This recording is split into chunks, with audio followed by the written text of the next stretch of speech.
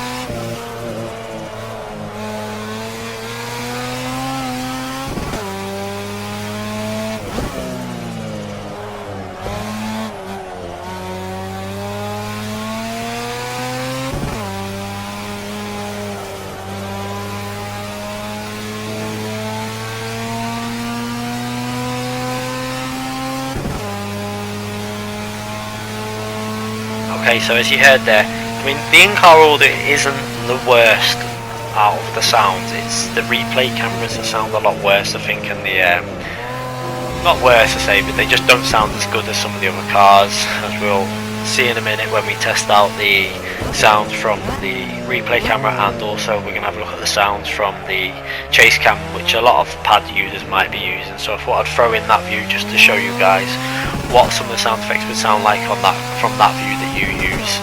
So we'll jump into the TV camera first of all and just have a little look at what it sounds like from that camera.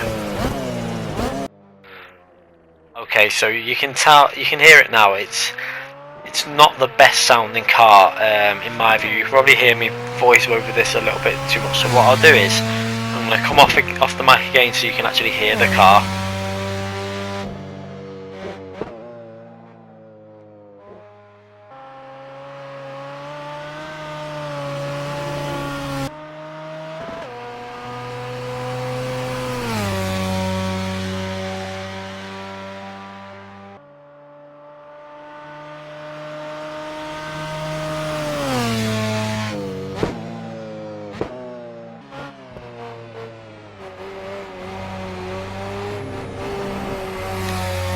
So there you go. I don't know if you picked up on it, I don't know, something not right about the sound to me of that car. But I mean, the only good thing that I picked up on it is it does backfire quite nicely, this car, and it sounds pretty good when it backfires. But the overall sound effects on this car I'm not that impressed with, to be honest. I hope they do some improvements to it, to be fair. So we're going to jump into the chase camera now and see what you guys think of this. Again, I don't think it's as good as a lot of other cars from I think it's just the overall sound. This car isn't great. See what you guys think and let me know in the comments if you agree with me on this one.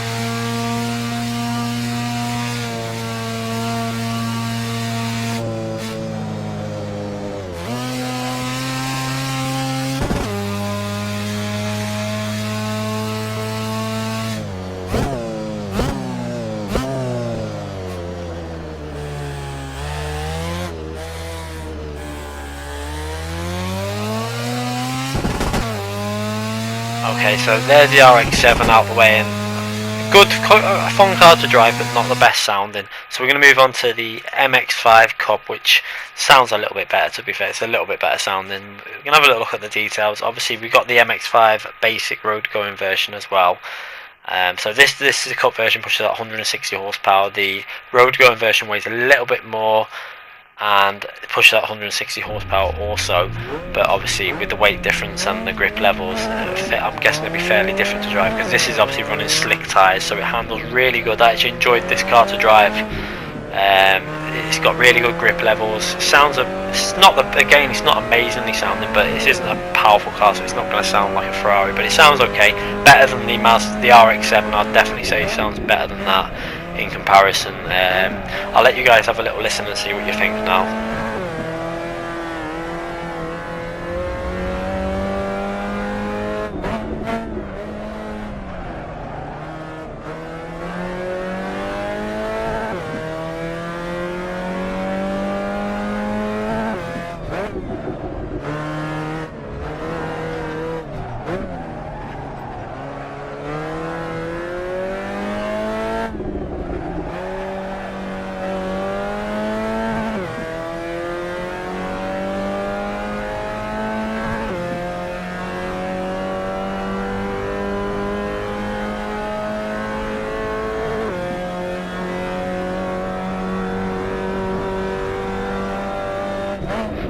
As you can see there, it definitely sounds a bit better, this car, I think.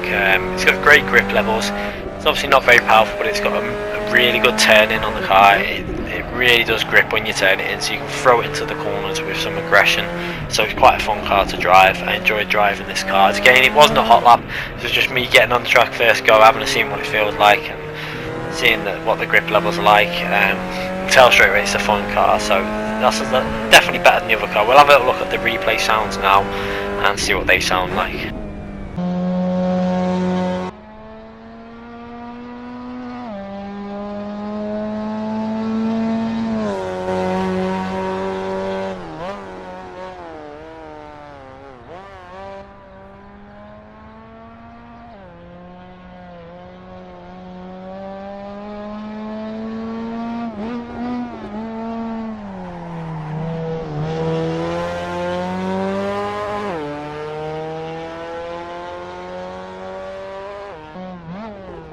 So in my view, this car sounds miles better than the RX-7 in terms of sound, the audio within it. I don't know whether there's something not right with the RX-7, but this car definitely sounds better, and it's just got a more lifelike sound to it.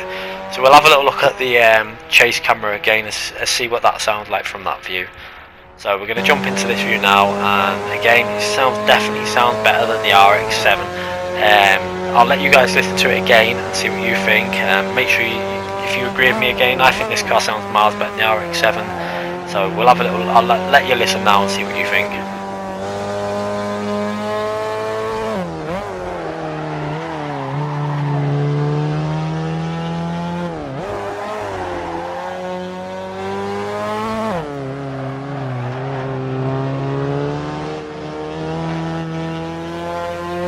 Okay, so I definitely think that sounds better. So we're going to move on to another car now. It's the Toyota Supra Mark V Time Attack Edition. So we obviously have other versions of this car, including the Drift and a basic road car, but we're testing out the Time Attack Edition. So we're going to have a look at the power. 690 horsepower, 1,505 kilograms. The basic road going version is 280 kilograms, and the Drift version is 624 kilograms. So we're obviously testing out the Time Attack Edition, and we're going to be taking it round Mugello. So let's start the lap again. First up, sounds again much better than the RX-7. Another car, it sounds alright. quite a powerful car. It hasn't got slick tyres on, it's got semi-slick tyres, so the front end is not, I think it could be, I think the grip levels, I would have liked them to have put some slick tyres on this car for us to drive it with. I don't see why they didn't. It would have made sense to have a version with slick tyres. It would have been a really fun car to drive on slicks this, especially with it being a time attack version. I think it would have been a lot more fun with slick tyres on, but still, it's a reasonably good car to drive, fun car to drive. Just, I think it'd be a bit better with the slick tyres on. Sounds are okay again, much better than the RX-7, so I'll let you have a little listen to the sound effects throughout the rest of this lap now, and then I'll come back at the end and we'll move on to the replay sounds.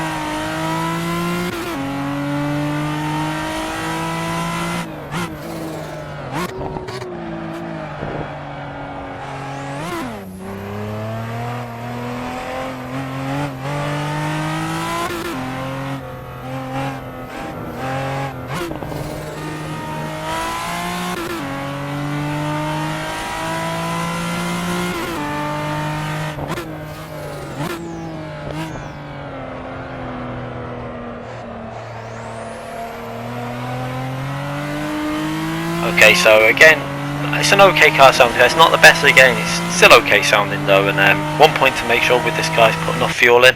I only put 5 in on the fuel, and I didn't even get to the end of the lap, so it must be a very thirsty car. So obviously with that turbo it needs a bit more fuel when you're running it. Just bear that in mind if there's any online events in it. So we're going to move on to the replay camera now and see what it sounds like. Sounds are okay again, not the best. Overall I'm not massively impressed with the sound effects of the Japanese cars. Considering I've heard quite a few of these type of cars on the roads, whether it be tuned versions or whatever they are, by like especially the R34, which we'll get onto in a bit. I don't know if they've really nailed the sound of the Japanese cars. They sound okay, but they're definitely not the best I've seen. So I'll leave you with the rest of this replay for you to have a little look at and see what you think.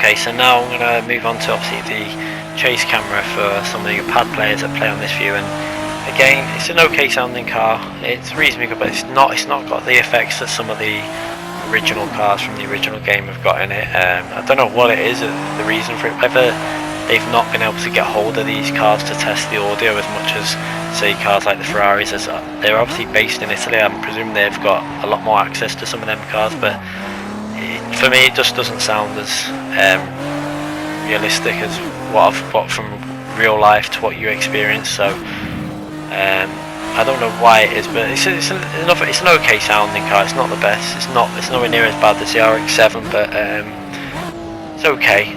So what we'll do now is I'll leave the rest of this clip again for you to listen to.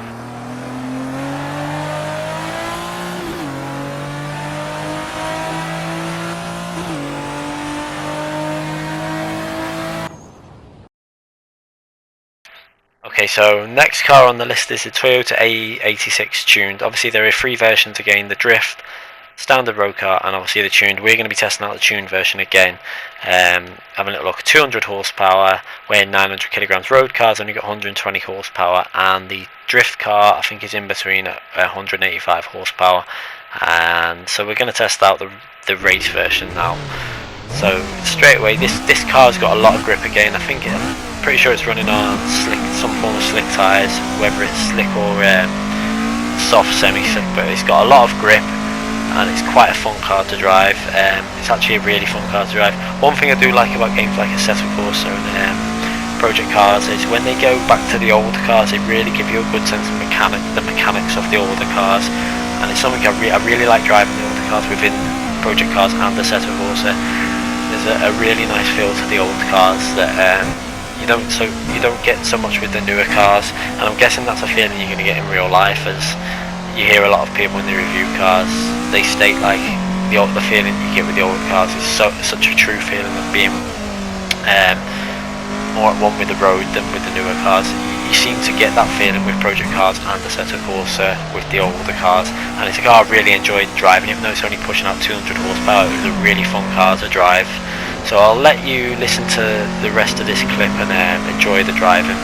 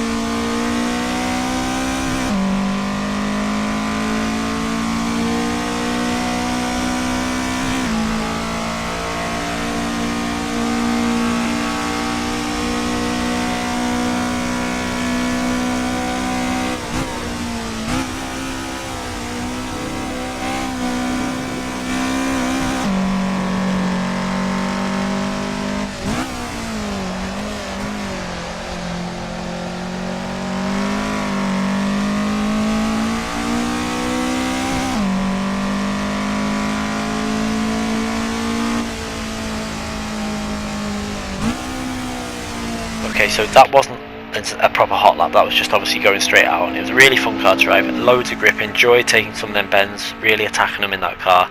So we're going to listen to the replay sounds now, and again, it's better than the RX-7, but it's still not amazing. But obviously with the car only pushing out 200 horsepower, I don't really expect it to sound anywhere near as good as, like, say, Ferrari, for example. But still, a reasonably okay sounding car, and I'll let you listen to the rest of the replay for yourself.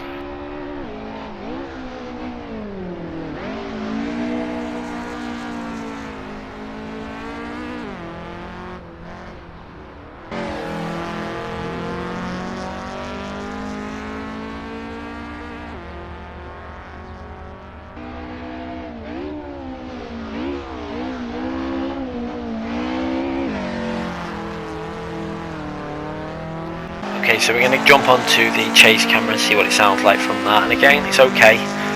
Obviously, very old car, very raspy sounding car.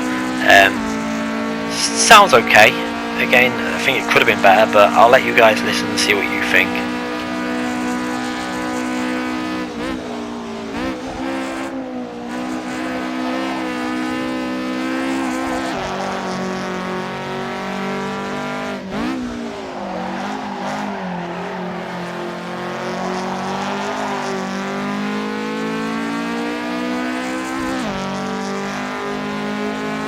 Okay, so we're going to be moving on to the next car within the Japanese DLC, and it's the Nissan 370Z NISMO.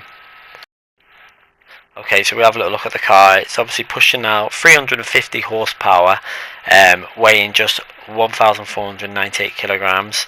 So it's got a lot. Obviously, it's the tuned version by NISMO, so it's a little bit more aggressive. The car. It sounds reasonably good, feels reasonably good to drive. I think it needs a little bit of setup changes, as it felt like it had a lot of rear end grip, so I think it needs just a little bit of changes just to make it a little bit more lively and a little bit more fun to drive.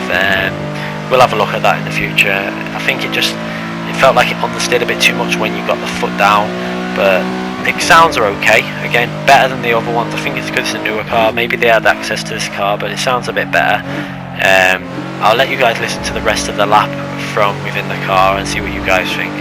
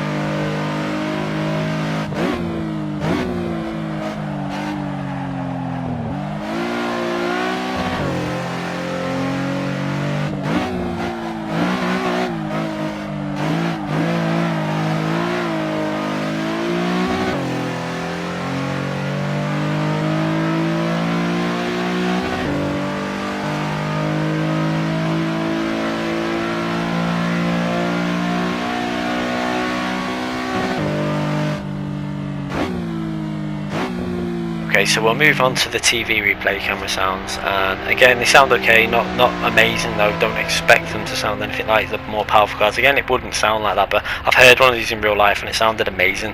That's what I just don't think they've translated that sound very well on this car. Again, maybe it's just these type of cars, they haven't got the exact sound perfected yet, I don't know.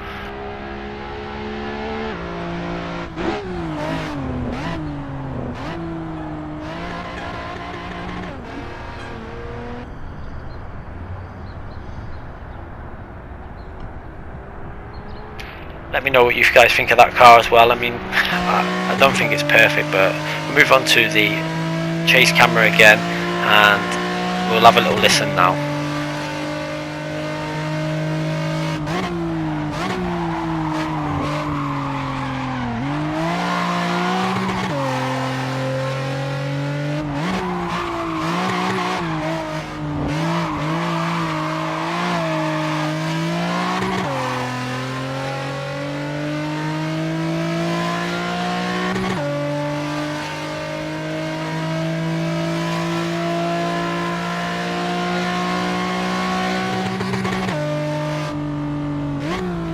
Okay, so that car actually sounds reasonably good from a chase camera. It's definitely got a better sound to it than some of the other cars. So we're going to move on to the Nissan Skyline R34 V-Spec, one of my favourite cars. The car's pushing out 325 horsepower, I think it is, yeah, 325 horsepower, weighing 1,560 kilograms. Really fun car to drive on the game. We ran it with semi-slick tyres, and it did seem to have a lot of grip.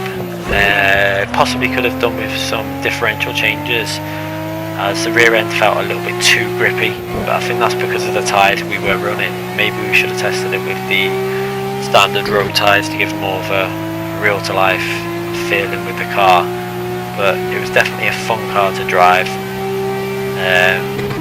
Will be interesting to set this car up. It's a car I'll definitely try and get a setup out for a few tracks. It's one of my favourite cars, and I'm sure a lot of people like this car, and it's got quite, I think it's got, when I checked it, I'm sure it has quite a few setup changes you can make within the setup, so hopefully you can alter the differential to give it a little bit more liveliness, especially when running the semi-slick tyres. So I'm going to leave the rest of this clip now for you guys to watch with the sound effects. It definitely sounds okay, this car. Again, it's not amazing, but it sounds okay. The overall view of the DLC pack is, for how much it is, it's definitely worth getting, although I think some of the sound effects within it could have been better, but in terms of value, it's reasonably good value for the price they're charging. It's not extortionate, but I mean, obviously I've seen some cheaper packs, like project cars were cheaper, but they only had four or five cars. This has got a lot more cars, including drift variants, the road cars and the tuned versions. One thing I would like to see from DLC packs is more race cars, but go looking by what's getting added into the future, there's not going to be as many race cars added. The Porsche pack might have some race cars added, I'm guessing. I haven't exactly seen the exact details of what cars get added into that. I haven't looked into the other pack, the Ferrari pack. I know the Ferrari pack, we're going to get the Ferrari GT3 on that pack, which should be a car that I really want to test out and see what it handles like and how it compares to the other cars within the GT3 class. I'm guessing it's going to be one of the better cars, because most gaming studios seem to, when they add the DLC car, that's a car that a lot of people like to drive in the GT3 class, they normally make it a little bit overpowered, so that you tend to have to buy it if you want to be competing with the rest of the people. But anyway guys, I'll leave you with the rest of the replays so you can listen to the sound effects, and I'll be back with more videos soon. So thanks again for watching, guys.